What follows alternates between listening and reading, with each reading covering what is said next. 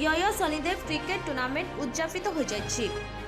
Angul block बंतला थाना अंतर्गत अराढ़िया छक एएनएसआर क्रिकेट टीम टूर्नामेंट उद्यापित। एठारे 16टी दल अंशग्रहण करथिले। बालुकटा और जामगाड़िया मध्य फाइनाल मैच अनुष्ठित होइथिला। टॉस जीति बालुकटा प्रथमे बैटिंग करी निर्धारित ओवर रे 141 रन संग्रह करथिला और द्वितीय रे बैटिंग करी जामगाड़िया 16 ओवर रे समस्त विकेट हराई 102 रन करी पराजय वरण करथिले। आजिर खेल परिचालक अंजन देवता और जितेंद्र माझी सुचारू रूपे संपादन करथिले।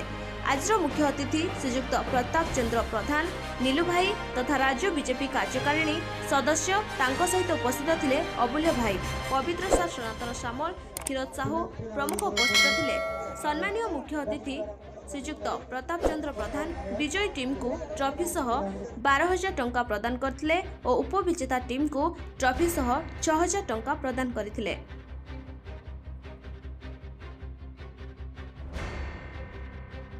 बंतलारू ज्योतिरंजन साहू रिपोर्ट, रिपब्लिक ओडिशा।